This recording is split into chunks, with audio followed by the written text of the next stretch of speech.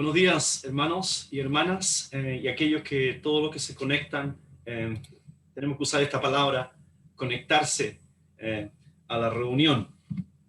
Esperemos que pronto dejemos de usar esto y ya volvamos a la normalidad de nuestras reuniones. El Señor así lo va a permitir, ciertamente. Hoy vamos a ir a un precioso salmo, todos los salmos son preciosos, vamos a decir esto de cada salmo. Y este es el Salmo número 3. Vamos a abrir la palabra en el Salmo 3 y vamos a estudiar y meditar, como decía el hermano Marcos, en este precioso Salmo, Salmo capítulo 3. Dice así la palabra del Señor. Leo de la Biblia, el capítulo 3 de los Salmos. Dice: Oh Jehová, cuánto se han multiplicado mis adversarios. Muchos son los que se levantan contra mí. Muchos son los que dicen de mí: no hay para él salvación en Dios. Mas tú, Jehová, eres escudo alrededor de mí, mi gloria y el que levanta mi cabeza. Con mi voz clamé a Jehová, y él me respondió desde su monte santo. Yo me acosté y dormí, y desperté, porque Jehová me sustentaba. No temeré a 10 millares de gente que pusieren sitio contra mí. Levántate, Jehová, sálvame, Dios mío, porque tú heriste a todos mis enemigos en la mejilla. Los dientes de los perversos quebrantaste. La salvación es de Jehová. Sobre tu pueblo sea tu bendición. Que el Señor añada bendición y cumpla su promesa de darnos su bendición esta mañana al leer su palabra. Esa es mi intención. Muy bien, el Salmo capítulo 3. He aprendido en este tiempo, ya harto tiempo dentro de lo que he podido, estudiando el libro de los Salmos, que una buena forma de poder entender el Salmo es apropiarnos de la emoción del Salmo, Eso lo hicimos con el Salmo 1. El Salmo 1 es acerca de decisiones, de decidir caminar ir por el camino de Jehová, el camino del Señor, y eso trae bendición. El capítulo 2 lo vimos con el tema del rey, del poder del rey, con la victoria del rey, el reino. El capítulo 3 también tiene mucho de emoción, dramatismo. Vamos a ver eso. Y los quiero llevar y en la voluntad del Señor, pintar el Salmo y darle todos los colores posibles para que podamos todos entender la riqueza del Salmo. ¿Cuál es la emoción del Salmo? La emoción del Salmo permite conectar el Salmo con nosotros. Recuerden que estos son poemas. Nunca olviden eso. Son poemas. Ahora bien, ¿cuál es la emoción? Yo pensaba que podemos ayudarnos con lo siguiente. Miren, esta es una pintura famosa del año 1883. Esta fue pintada por Edvard Munch. No importa el autor. Pero la pintura se denomina El Grito.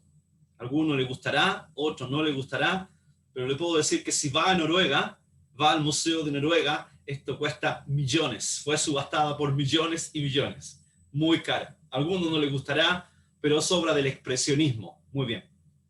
¿Cuál es la idea de la pintura? Noten ustedes el temor de la figura en el centro, el espanto, la ansiedad, el temor. Y esa es la idea del Salmo. Cuando usted lee el Salmo 3, es acerca del temor, es acerca de la ansiedad. La pintura demuestra, el año es interesante porque fue pintada en 1893, finales del siglo XIX, y expresa el horror, expresa la ansiedad en un tiempo en que, recuerden ustedes que después vienen las guerras, la Primera Guerra Mundial, la Segunda Guerra Mundial, que devastó Europa y el mundo entero. La pintura habla del terror, la ansiedad, el dolor, el no saber qué va a suceder. Eso es el Salmo 3. El Salmo 3 habla del temor, de la angustia, de la ansiedad, de la desesperación frente a lo que estaba ocurriendo. Y las circunstancias se levantan contra el salmista por todas partes y lo presionan y no sabe qué hacer y está acorralado. Y entonces el salmista va a aprender una gran lección. Y la lección para nosotros es: no temeré. No. ¿No creen ustedes que hoy el mundo está lleno de temor? Temor por todas partes, ansiedad por todas partes, temor de la muerte por el virus, temor que nos llegue el virus, temor que se muera algún pariente, temor que nos llegue a nosotros, temor de perder el trabajo. En Estados Unidos millones han perdido el trabajo, millones. En Chile la recesión, o en otros países, aquí en Australia la recesión, o en Europa. Temor a perder el trabajo, temor a alguna mala noticia, temor a alguna enfermedad. Esto puede pasar en cualquier momento. Un dolor, un cáncer, ir al doctor. Mañana tengo cita con el doctor. ¿Qué me irá a decir? Temor, miedo. Y eso fue lo que sintió el salmista. Temor, temor en la familia, temor en el trabajo, miedo. Y es por eso creo yo en la riqueza de los salmos. Cuando nosotros entendemos el sentido del salmo y cómo el salmo se conecta con nuestra realidad.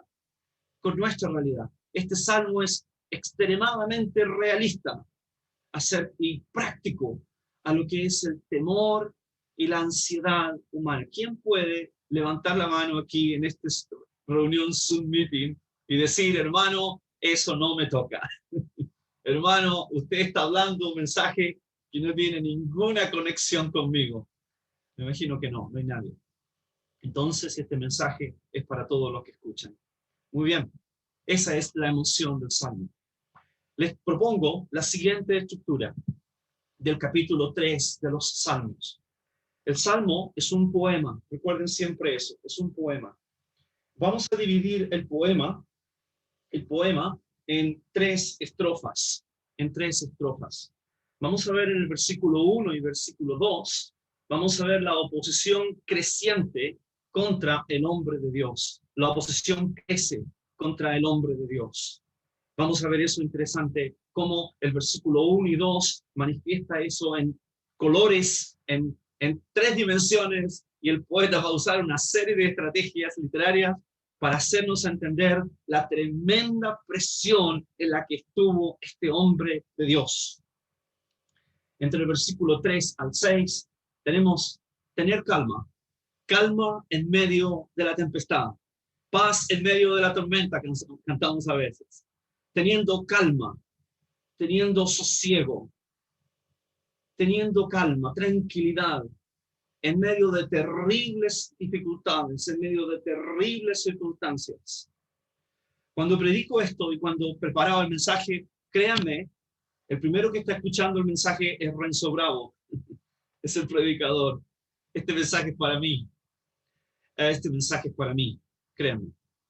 El versículo 3 al 6 nos habla teniendo calma, teniendo sosiego en medio de las dificultades. Y finalmente termina el salmo en el versículo 7 al 8, Dios entra en batalla. Dios entra en el conflicto humano. Y hermanos, cuando Dios entra al conflicto, cuando dejamos todo en las manos de Dios, cuando aceptamos que la batalla es de Él, cuando aceptamos que en el conflicto Él reina, todo vuelve a la normalidad. Es como cuando el Señor entra a la barca de los discípulos en medio de la tormenta en Galilea. Antes tormenta, caos. Pero tan pronto como el Señor entra en la barca, tan pronto como sus pies se posan en la barca, la voz del Señor que calma la tempestad, y que la barca llega a la orilla temprano. Todo cambia. Hay una gran diferencia. Este es el Salmo 3. Pasando desde la tempestad, de la oposición creciente del versículo 1 y 2, a la intimidad del salmista con Dios en el centro del Salmo, y concluyendo con la decisión y la victoria en la batalla, porque Dios entra en ella. Que el Señor bendiga y que el Señor nos ayude a entender este precioso Salmo, capítulo 3. Muy bien, sigamos. Espero que la estructura del Salmo esté clara por todos. Muy bien, sigamos. Fíjense ustedes que cuando ustedes observan la estructura del Salmo, solo para darle la idea de la perfección del Salmo, el Salmo comienza en el versículo 1 y 2, con esta oposición creciente contra el hombre de Dios. Dice el versículo 1, oh Jehová, cuánto se han multiplicado mis adversarios. Muchos son los que se levantan contra mí. Noten el comienzo del Salmo, se levantan contra mí. Noten cómo concluye el Salmo. El Salmo concluye con, levántate, oh Jehová. ¿Ven ustedes la diferencia, el contraste? ¿Qué son los enemigos? ¿Qué son las circunstancias cuando el Señor se levanta? Cuando el Señor actúa. Eso es lo que el salmista quiere decir. Los enemigos se levantan, pero ¿qué son ellos? ¿Qué pálido reflejo son cuando se levanta el Señor? No olviden el capítulo 2 de los Salmos. ¿Se acuerdan del capítulo 2? Las naciones se juntan unidas contra el ungido de Dios. Pero el Señor se ríe desde el cielo. Y se ríe desde el cielo porque las naciones son solo polvo. Polvo. Son nube. No pasajeras. Pasan en un tiempo. Así son las naciones delante de Dios. Así. Lo dijimos en la reunión pasada. Dios se preocupa. Dios no está preocupado. Él está en calma. Él tiene el control. Levántate, oh Jehová. No tener el comienzo y el fin del Salmo. No tener el principio aquí. Dice en versículo 2. Muchos son los que dicen de mí. No hay para él salvación en Dios. Ese es el ataque. Muchos dicen de mí. Noten cómo termina el Salmo. Los dientes de los perversos quebrantaste. ¿Se dan cuenta? Digo esto para ejemplificar, y hay mucho más, para ejemplificar lo precioso de la estructura del Salmo. El Salmo se estructura, el poema se estructura de una forma que el salmista quiere comunicar lo opuesto, lo totalmente contrario del ataque del enemigo y la presencia de Dios con el justo. La grandeza de Dios, el poder de Dios. Cuando Él se levanta, se disipa toda nube y entonces vuelve la calma y la tranquilidad. Este es el Salmo 3. Solamente un ejemplo para la estructura. Noten además, cuando ustedes ven el Salmo en términos de estructura, noten que cada versículo que comienza la estrofa, esto es muy importante, cada versículo que comienza la estrofa comienza con la palabra Jehová. Noten ustedes, noten. En el versículo 1, oh Jehová. Noten el versículo 3, mas tú, Jehová. Noten el versículo 7, levántate, Jehová. La idea es que David confiesa su completa dependencia en el Señor. Noten que el centro, el énfasis del Salmo está en el nombre de Jehová. Es en Dios. Es eso lo que hace la diferencia. 6 veces se menciona el nombre de Jehová en este Salmo. El énfasis en el nombre del Dios del pacto, del Dios que cumple sus promesas, del Dios que se ha comprometido con la nación de Israel. ¿Hay alguien afligido en la audiencia? ¿Hay alguien en ansiedad? ¿Hay alguien en temor? ¿No creen ustedes que esto ayuda? Saber que nuestro Dios es el Dios que se ha comprometido, que se ha determinado a sí mismo a ser fiel. Esa es la gracia de Dios. El Salmo se fundamenta en Dios y el tema central son las dificultades, la tormenta al principio, pero en medio de todo resplandece la presencia de Dios. Muy bien. Vamos entonces al Salmo. Vamos al Salmo, versículo 1. Salmo, versículo 1. Tengo que decir algo antes de la estructura. Hermano Renzo, ¿qué va a decir? Noten ustedes un pequeño detalle, gran detalle, para ilustrar el tema de la batalla. Yo lo encuentro precioso. A mí me fascina el tema de la estructura poética del Salmo porque me dice mucho del Salmo y del mensaje. Noten ustedes que en el versículo 1 dice, ¿cuántos se han multiplicado mis adversarios? Noten en el versículo 2, versículo 1, muchos. Noten, muchos son los que dicen de mí. Noten el versículo 6, 10 millares de gente. La idea es que la adversidad, la oposición contra el salmista se levanta de una forma que él no puede controlar y está rodeado. ¿Se dan cuenta?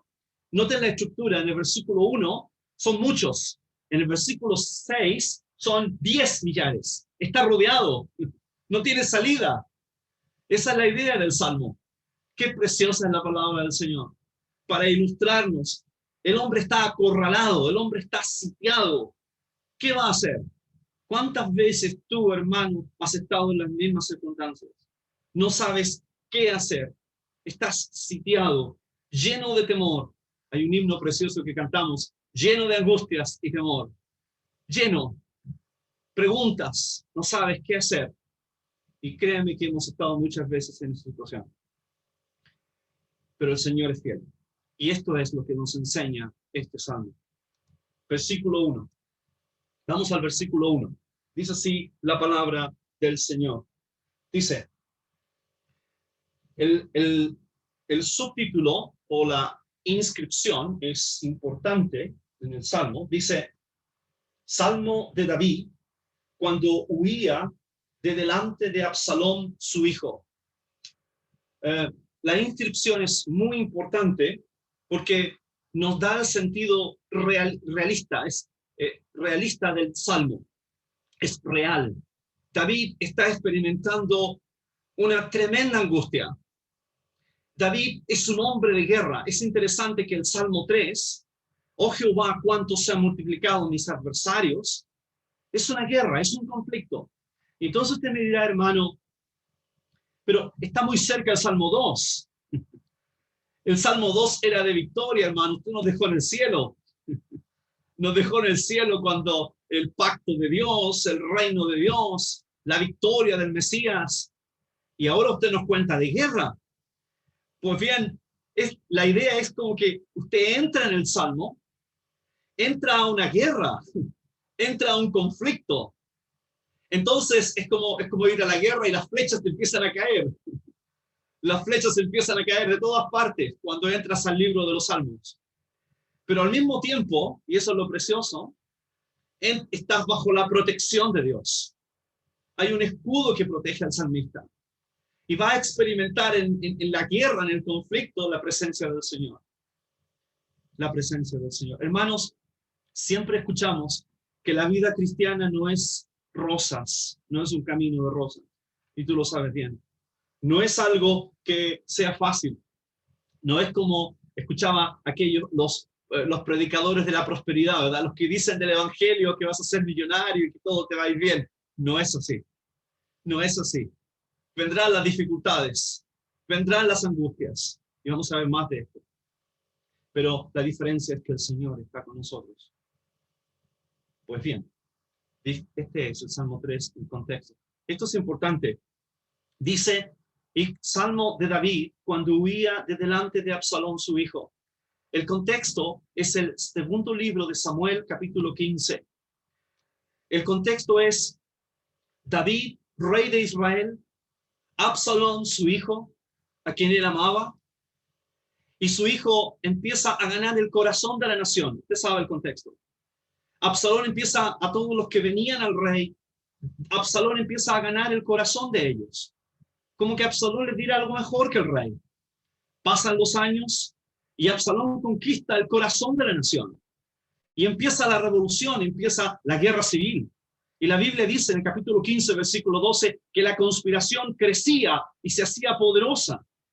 Interesante, esta es la misma idea del Salmo 3. Imaginen el corazón de David. David, cuando escucha la noticia que su hijo se ha levantado contra él, toma a su gente y huye, literalmente huye de Jerusalén. Sube la cuesta de los olivos y la escritura dice que sube llorando, cubierta su cabeza, noten todos los detalles, cubierta su cabeza, descalzo, Sube llorando la cuesta, el Cedrón, por la angustia y el quebranto que le provoca la revolución, la guerra y la rebeldía de su hija Absalón. David se refugia, los consejeros de Absalón le dan consejo de atacar a David en la cueva.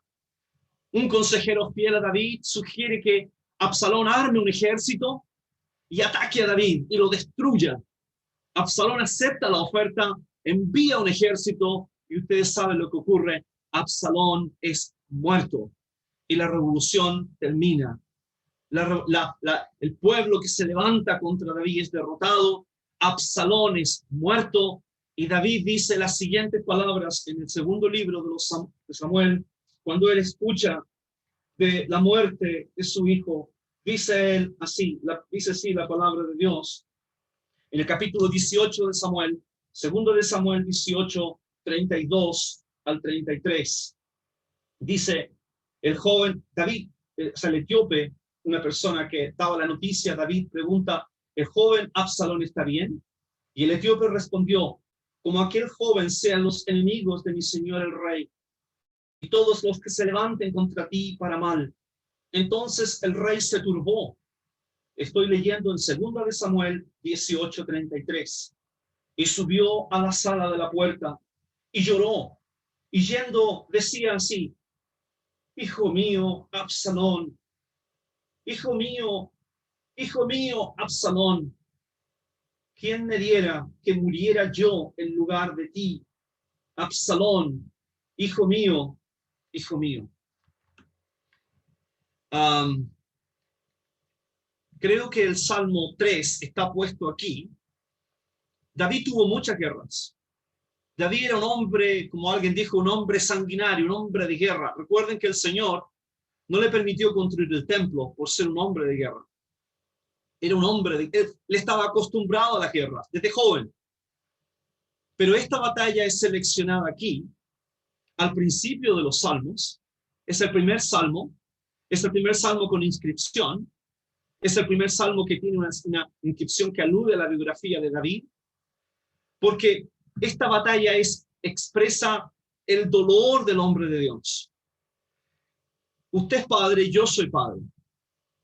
Cuando alguien le puede decir algo, un desconocido, un amigo, una palabra, quizás no hiere, o quizás hiere y pasa. Pero ¿cuánto dolor causa cuando es un hijo que te dice algo y hiere tu corazón? ¿Cuánto más un hijo o una hija? Imaginen David. Imaginen el quebranto del hombre de Dios. Y esto es lo que David está diciendo aquí. Es el gran conflicto, la gran angustia del hombre de Dios. Cuando los que están cerca tuyo te traicionan, son desleales a ti, por cualquier razón. Este es David, el hombre conforme al corazón de Dios. Y él dice así, versículo 1. Oh Jehová, cuánto se han multiplicado mis adversarios. Noten el tema, oh Jehová. Él pone su confianza en el Señor. Y él dice, se han multiplicado. Es Jehová. Noten, se han multiplicado, se están incrementando. La palabra hebrea alude al término en que las multitudes están aumentando, la presión está aumentando, se están haciendo cada vez más numerosos. Es la idea de ejércitos, es un término militar para expresar cómo los ejércitos están aumentando, los enemigos están llegando, se están acumulando y se están sumando más y más. Esa es la idea. Contra mí, dice él, están acumulándose. Se entiende la relación con 2 de Samuel 15:12, que ya se las di. Dice, mis adversarios, ellos se han incrementado. Mis adversarios se multiplican. La palabra para adversario indica, la palabra hebrea, indica la idea de algo estrecho. Interesante.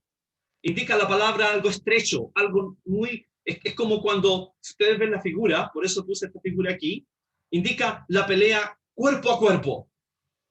Indica que el enemigo prácticamente tiene encerrado al salmista. Prácticamente no hay escapatoria. Está contra la pared. Estás rodeado. Dice, muchos son los que se levantan contra mí. Muchos me atacan. Son superiores a mí. Noten, qué preciosa la palabra. Noten cómo el salmista utiliza esta herramienta literaria. Dice él, ¿cuántos se han multiplicado contra mí? Muchos son los que se levantan contra mí. Muchos son los que dicen de mí. Noten el énfasis. Noten el muchos. Va creciendo, va en aumento. La presión no se acaba. La presión se va haciendo más y más intolerable. Y lo que el salmista quiere decir aquí es que él no puede, que son superiores a él. Esa es la idea del versículo, que sus enemigos son más poderosos que él. Y esto va aumentando y entonces él no tiene control. Y noten ustedes que el versículo concluye, la presión concluye con un ataque a la médula, como decimos en Chile, al corazón del salmista. Espero que todos estén siguiendo la explicación del versículo, porque quiero acentuar para lo que viene después. El versículo ataca el corazón del salmista, ataca la convicción del salmista, ataca el corazón del salmista, del hombre de Dios. Y el ataque es este: no hay para él salvación en Dios. No hay para él salvación en Dios. Es el ataque deliberado, determinado contra el corazón del salmista. Una vez escuchaba un mensaje, un predicador decía, me gustó mucho la ilustración, decía él, los creyentes tenemos en la espalda un blanco. ¿Ha visto usted cuando tira un dardo? ¡Pum! Un dardo y tiene un blanco a su espalda, un objetivo, ¿cierto? Donde usted tira un dardo. Tú creyente lo tienes en la espalda. Satanás te va a atacar constantemente. La batalla irá en aumento. La presión va en aumento. Y el ataque principal del enemigo, y aquí quiero hacer énfasis, es para romper, para destruir todo cimiento, todo fundamento en la palabra de Dios. Todo fundamento que da seguridad. Fíjense ustedes, la idea del ataque, no hay para él salvación, significa que no hay esperanza. Significa que no tienes ninguna esperanza. Es una visión fatalista. ¿Han escuchado lo que es el fatalismo? Esto va a pasar. Esto va a suceder. Es una visión fatalista de la vida. Si no tienes escapatoria, si te va a ocurrir, no hay nadie que te ayude. Esa es la idea del Salmo. Este es el consejo del maligno del capítulo 1, el consejo de los malos del capítulo 1, ¿se acuerdan? Dice, es un sentido de quitar todo sentido de seguridad del hombre de Dios. En otras palabras, la idea es, Dios no tiene ningún poder para salvarte. Hermanos, tú eres cristiano, esa es tu religión, la respeto, pero no tiene ningún sentido, no tiene poder alguno. Segundo, Dios no tiene cuidado de ti. Este es el ataque del enemigo. No eres importante. No tiene cuidado de ti. Una vez me acuerdo, viene a mi mente, me recuerdo, que leí una noticia de Brasil, una noticia en Brasil hace años. Era acerca de los escuadrones de la muerte en Brasil. Si hay alguien aquí que conozca Brasil, en Río de Janeiro, los escuadrones de la muerte. Y los escuadrones de la muerte era un grupo ilegal, por supuesto, policía, y se dedicaban a entrar en las favelas y matar a los niños. Matar niños en las favelas. Y leí la noticia de un niño que encontraron, un cadáver, y decía, el cadáver tenía un mensaje escrito, y decía, te maté, te asesiné, porque no hay esperanza para ti. Y realmente me impactó eso, porque ese es el ataque de Satanás también. Satanás te quiere decir, que Dios no tiene cuidado de ti, que Dios no considera tus problemas, que tus problemas son tan grandes que Dios no tiene cuidado, que tu causa está perdida, que no hay escapatoria, no hay ninguna. Me acuerdo, usted dirá, hermano, ¿qué es la imagen que está ahí en la pantalla?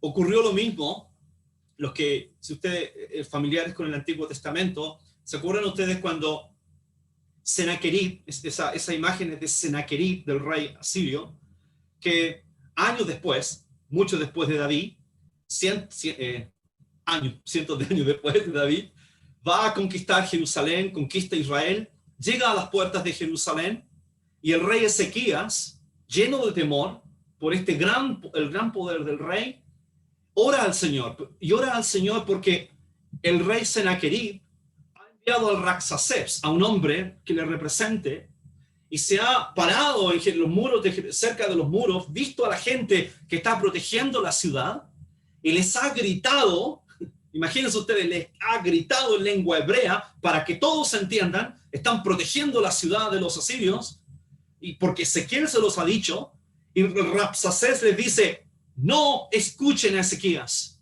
no escuchen al rey, porque engaña cuando dice Jehová nos librará. ¿Acaso alguno de los dioses de las naciones ha librado su tierra de la mano del rey de Asiria?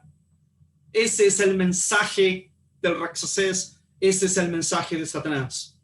Si ustedes se acuerdan, el capítulo 2 de los Salmos terminó así. Miren, terminó así. Bienaventurado el varón, bienaventurado aquel,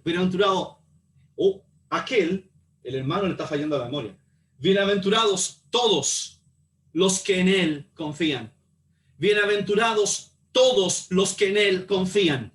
¿Cómo terminó el capítulo 1 de estos Salmos?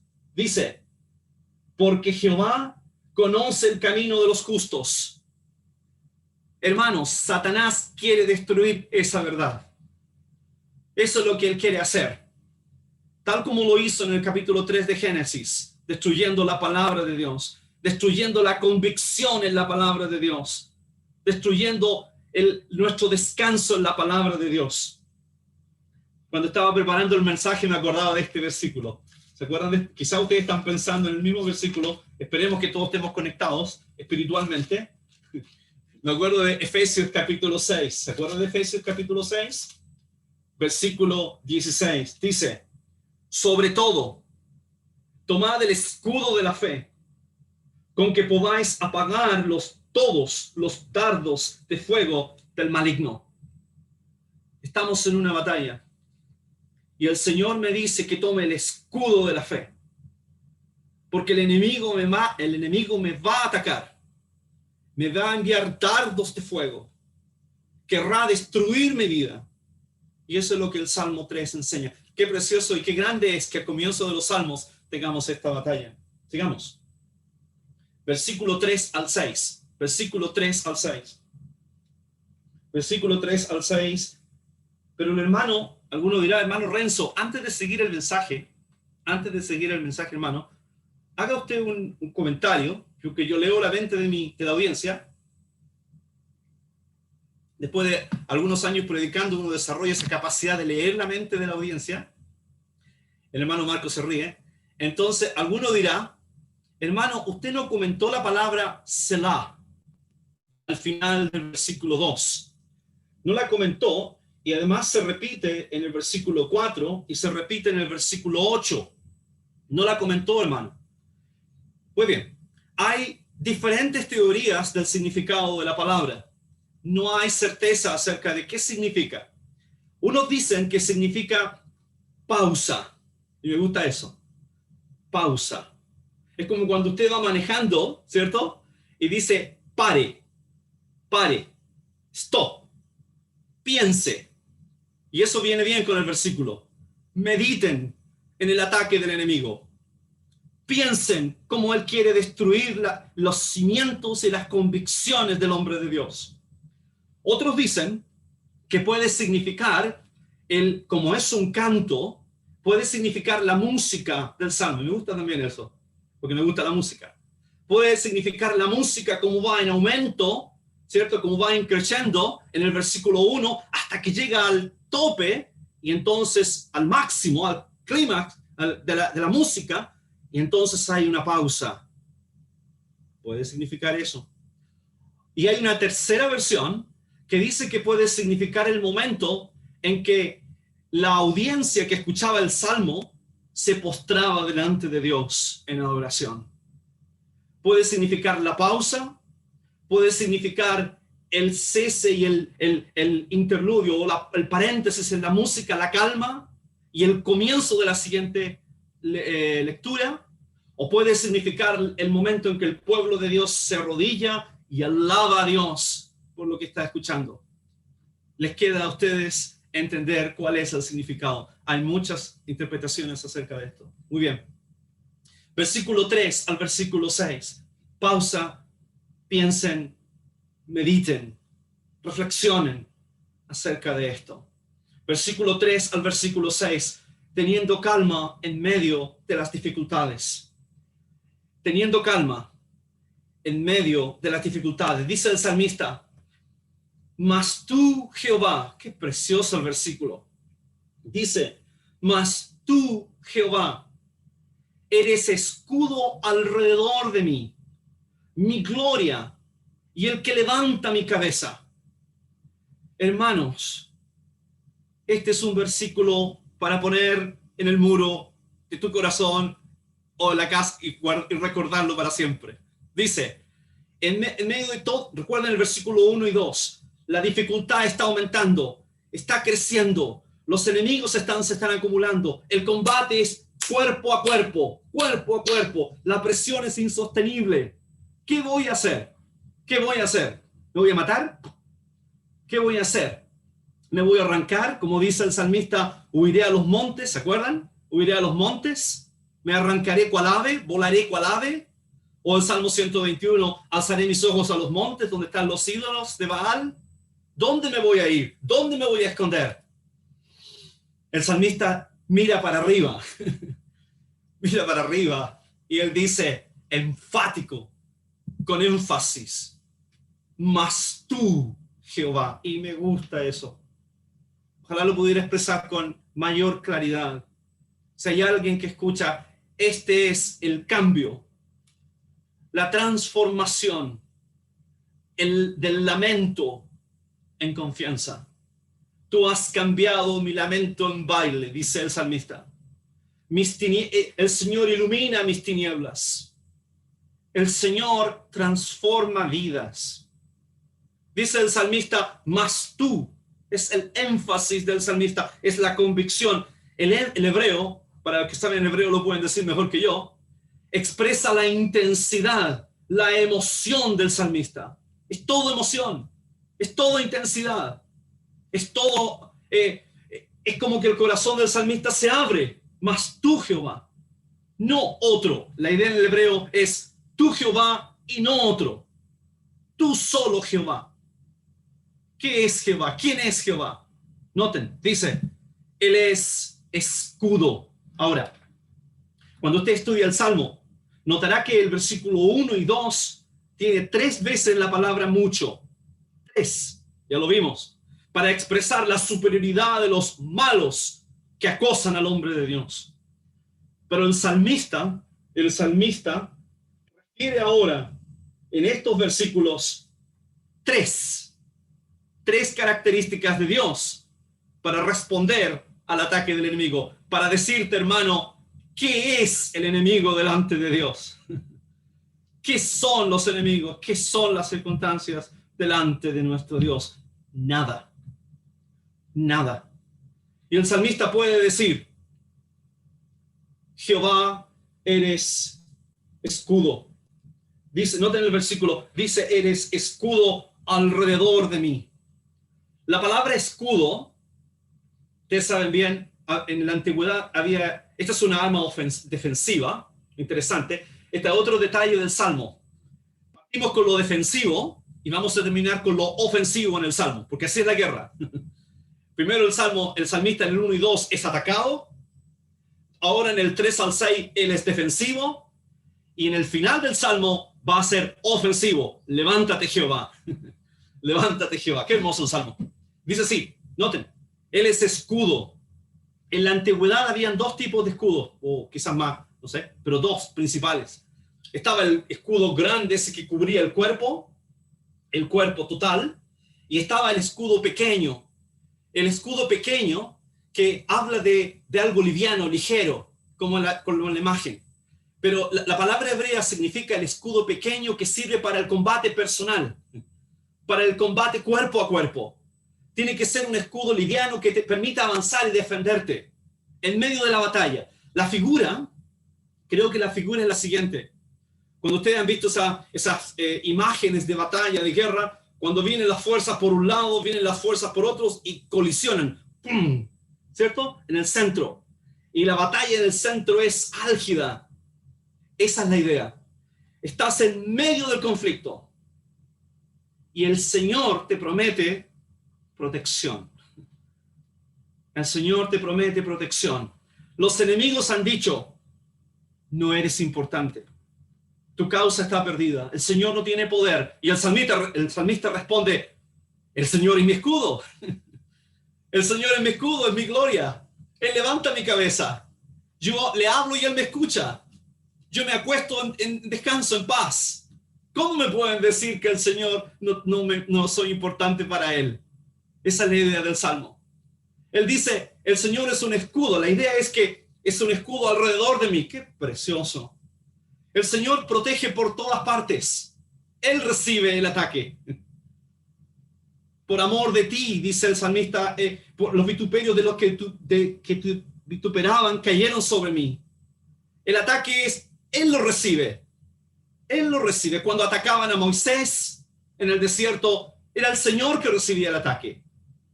¿No es eso, no trae eso paz? Porque el Señor es todopoderoso. Yo no puedo resistir el ataque. Entonces el salmista dice, Él está alrededor mío. Él me cuida al frente y Él me cuida a la retaguardia. Está todo alrededor mío. La protección es total, es absoluta, es completa. Él no te deja, no te desampara, no te abandona. Gloria a Dios por eso. Dice que Él es escudo alrededor mío. Noten ustedes que dice, Él es mi gloria. Mi gloria significa que Él es mi honor. La idea de gloria se opone a vergüenza. Cuando da gloria, significa que Él no te decepcionas de Dios. Él te da la victoria. Cuando tú confías en el Señor, no eres avergonzado. Esa es la idea. Noten ustedes el Salmo 6, versículo 10. Salmo 6, versículo 10. Dice así la palabra de Dios. 6:10. Dice, Jehová ha oído mi ruego, ha recibido mi oración. Se avergonzarán y se turbarán muchos todos mis enemigos. Noten, se volverán y serán avergonzados de repente. Noten ustedes el Salmo 31, versículo 1. Salmo 31, versículo 1 de la palabra de Dios. Dice así, 31:1. Dice, en ti, oh Jehová, escuchen estas palabras hermosas, en ti, oh Jehová, he confiado, no sea yo confundido jamás, líbrame en tu justicia. El salmista está diciendo, me atacan mis convicciones, pero el Señor está alrededor mío, Él se involucra en mis problemas, Él está conmigo. Soy importante para Él. Soy de Él. Jehová es el Dios del pacto. Él es mi gloria. No hay decepción en Dios. No voy a ser avergonzado. No voy a ser avergonzado si confío en el Señor. Y la última figura es, Él levanta mi cabeza. Y la idea es que en la antigüedad, los reyes derrotados tenían que poner su cabeza y el rey victorioso ponía literalmente su pie sobre el cuello de los reyes derrotados. ¿Se acuerdan de Josué? Él hizo eso para mostrarle el poder del rey y la humillación total y absoluta de los reyes cananeos. Hermanos, el Señor nos da la victoria. Él nos lleva de triunfo en triunfo. Satanás quiere destruir esa convicción. Satanás quiere destruir el fundamento de lo que creemos en la palabra de Dios. Y quiere traer desconsuelo, temor. El salmista dice, no, es el Señor que me protege, que está involucrado en mis problemas, que me cuida por todos los lados. No hay vergüenza en confiar en Él. Y Él me da la victoria. Él me da la victoria. Voy a terminar el mensaje. Podemos ir, me quedan 3 minutos, en 2 de Corintios, capítulo 4, versículo 8 al 9. El último versículo de la mañana, 2 de Corintios 4, 8 al 9. Cuando lea este versículo, piense en el Salmo 3. Piense en David. Piense en la confianza del hombre de Dios. 2 de Corintios 4, 8 al 9 de la palabra de Dios. Dice así, 2 de Corintios 4, 8. Dice, leo del versículo 7, 2 de Corintios 4, 7. Dice Pablo, pero tenemos este tesoro en vasos de barro, para que la excelencia del poder sea de Dios y no de nosotros. Noten que estamos atribulados. La palabra significa presionados, como uvas, presionados por todas partes, mas no angustiados, no frustrados, en apuros, dice él, mas no desamparados, perseguidos, que estamos atribulados en todo, mas no angustiados, en apuros, mas no desesperados, perseguidos, mas no desamparados, derribados, pero no destruidos, llevando en el cuerpo siempre por todas partes la muerte de Jesús, para que también la vida de Jesús se manifieste en nuestros cuerpos. No estamos desesperados, no tenemos frustración. Que el Señor bendiga su palabra y la verdad de la palabra de Dios lleve aliento, lleve consuelo y lleve una estrategia para en medio de las dificultades. El salmista dice, mas tú, Jehová, eres escudo alrededor de mí, mi gloria y el que levanta mi cabeza. Que el Señor bendiga y solo Él reciba la gloria esta mañana. Gracias. Vamos a orar. Vamos a orar al Señor para terminar esta reunión.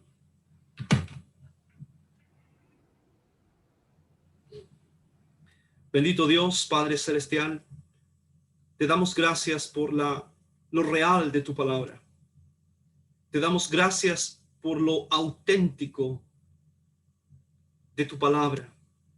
Como tú muestras a hombres del Antiguo Testamento reales, hombres que experimentaron crisis, angustias, como cada uno de los que está escuchando tu palabra ahora. Dificultades, tormentas, decepciones. Padre, te damos gracias porque el salmista puede concluir, la salvación es de Jehová.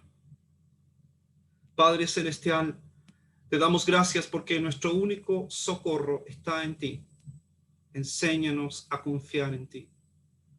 El salmista puede decir que el Señor, solo Él es su escudo, su gloria y el que levanta su cabeza. Padre, ayuda a tu pueblo en esta hora que escucha tu palabra, que puedan recibir consuelo, que puedan recibir fortaleza en la convicción de que hay un Dios, de que hay un Padre, de que hay aquel que dijo, en el mundo tendréis aflicción. Confiad, dice Él, yo he vencido al mundo. Te damos gracias por el Señor Jesús. La gloria y la honra solo a Él. En su nombre. Amén.